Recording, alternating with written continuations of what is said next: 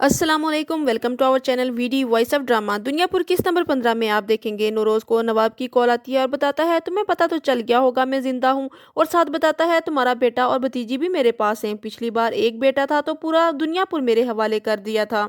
इस बार बेटा, भतीजी और साथ में भाई की लाश भी है। अभी दुनियापुर आ रहा हूँ, मेरे पहुंचने से पहले लोगों को हटा दो। आदम कहता है मुझे मेरा बेटा वापस करो, तो नवाब कहता है इतनी जल्दी क्या है, लाशें तो दफना लो पहले, और हवेली जलाने का हरजाना भी तैयार रखो। अना जमीर से कहती है शामिर और उसकी कजन का ख्याल रखना, खाना देना, क्योंकि ये लोग हमें जिंदा चाहिए हैं। नवाब अना से कहता है आज मुझे तुम पर फख्र है, कोई गिला शिकवा नहीं, तुमने मेरे चारों मरे हुए बेटों का बदला ले लिया, तुमने वो किया जो वो चारों भी ना कर सके। तो अना कहती है काश मैं भी आप पर फख्र कर सकती, लेकिन मैं इस अरमान को साथ लिए ही दुनिया से चली जाऊंगी। मेरे सारे भाई इस दुनिया से चले गए जिनके लिए मैंने ये सब किया, वरना दुनियापुर मेरे लिए इतना बेकीमत है कि इसके बदले में अपने जूती का धागा भी ना दूं।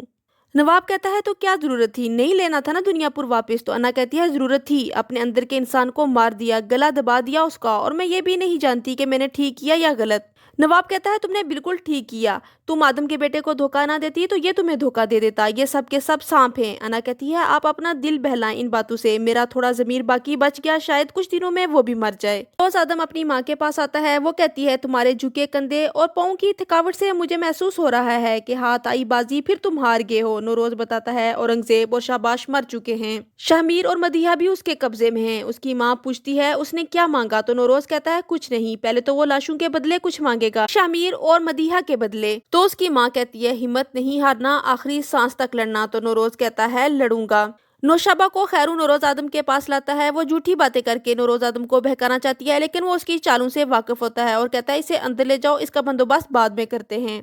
शामिर की कजन उसे ताना देती है कि अना के पीछे लगकर तुमने ये सब किया, इसे जिंदा रखकर तुम्हें क्या मिल रहा है। तो शामिर कहता है वो बोली लगवाएगी मेरे भरोसे मेरी मोहब्बत की, पिछताएगी वो, मैं छोड़ूंगा नहीं उसे।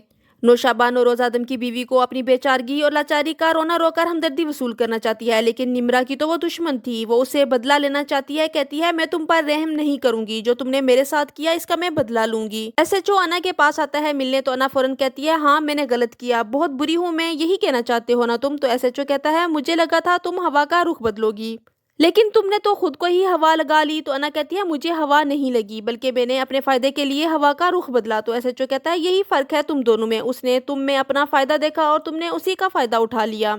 तो अना कहती है भाइयों की लाश का बोझ है कंधों पर, जहां से फायदा मिलेगा उठाऊंगी। तो एसएचओ कहता है मैं शाबिर से मिलने आया हूँ। तो वो कहती है मिल लो, किसी काम का नहीं है वो मेरे। एसएचओ शाबिर से मिले जाता है, तो वो पूछता है नवाब ने हमारी रिहाई की कीमत क्या मांगी है। तो एसएचओ कहता है कुछ नहीं, लेकिन साहिब ने अपने आदमियों को चौकियों से हटाना शुरू कर दिया है। साथ ही वो बताता है कि औरंगजेब और शाबाश कसाई की लाश के बदले शायद वो दुनियापुर मांगे। जेब की बेटी अपने बाप की मौत का सुन के रोना शुरू कर देती है। एसएचओ शामिर से कहता है यहाँ सिक्योरिटी बहुत सख्त है, मुझे तुम्हारी रिहाई की कोई उम्मीद नहीं नजर आ रही। तो शामिर कहता है मेरी एक गलती ने सब बर्बाद कर दिया। तो एसएचओ कहता है तुमने गलत नहीं किया, तुम्हारी जगह मैं होता तो शायद यही करता, लेकिन वो लड़की इतना कुछ सोचकर बैठी होगी कोई अंदाजा भी नहीं लगा सकता था। शामिर कहता है तुम सिर्फ साहिब को इतना कहना कि मेरी जान की परवाह मत करें, ठीक कहते थे वो, हम सब की जिंदगियों से कीमती है दुनियापुर, यहाँ इंसान नहीं जानवर रहते हैं। एसएचओ वापस आता है और नौरोज आदम को बताता है मैंने बहुत गौर से देखा, लेकिन कोई रास्ता नजर नहीं आ रहा शामिर को वहां से बाहर निकालने का, और कोई काम है मुझसे तो बताएं। तो नौरोज कहता है तुम किसी काम के नहीं मेरे, यहाँ से बीवी बच्चे को लेकर निकलो क्योंकि हालात बदलने वाले हैं। नवाब नौरोज को अकेले मुलाकात के लिए बुलाता है, तो एसएचओ मना करता है। तो नौरोज कहता है सब तुम्हारा किया धरा है, अगर मैं वापस लौट आया तो नवाबों से पहले मैं तुम्हें मारूंगा। तो वो घर आकर बीवी से कहता है मैं इस्तीफा दे रहा हूँ, पुलिस की नौकरी छोड़ रहा हूँ। नौरोज आदम नवाब के पास पहुंचता है, तो नवाब कहता है नीचे बैठो। तो नौरोज कहता है तुमसे नीचे नहीं बैठूंगा। नौरोज के लिए कुर्सी मंगवाती है। नवाब नौरोज से कहता है कि रस्सी जल गई पर बल नहीं गया। नौरोज आदम नवाब से कहता है मैंने चौकियां खाली कर दी हैं, बेटा वापस करो मेरा। तो नवाब कहता है 2 बंदों के बदले मुझे एक बंदे की जिंदगी चाहिए, और वो सिर्फ है तुम्हारी। तो नौरोज कहता है इसकी क्या जमानत है, मेरे मरने के बाद मेरे बेटे को रिहा कर दोगे। तो नवाब कहता है कोई जमानत नहीं, और ना तुम्हारे पास कोई और रास्ता है। तो अना कहती है मैं देती हूँ जमानत, तुम्हारा बेटा सही सलामत तुम्हारे घर पहुंचा दिया जाएगा। तो नौरोज कहता है जो गलती शामिर ने की है वो मैं नहीं करूंगा। अना कहती है मैंने उससे जो मतलब पूरा करना था कर चुकी हूँ, अब उसकी कोई जरूरत नहीं मुझे। वो जमीर से कहती है नौरोज को कैद कर दो और शामिर की भतीजी को बाहिफाजत घर पहुंचा दो। शामिर जब अपने बाप को देखता है तो कहता है आपको यहाँ नहीं आना चाहिए था। तो नौरोज कहता है तुम्हें यहाँ नहीं आना चाहिए था बच्चे, औलाद की गलतियों का खमियाजा बाप को भुगतना पड़ता है। शामिर कहता है गलती हो गई है, मुझे माफ कर दें। तो नौरोज कहता है अपनी माँ बहन दादी का ख्याल रखना, और खास तौर पर उन लोगों का जो हमारे साथ वफादार हैं।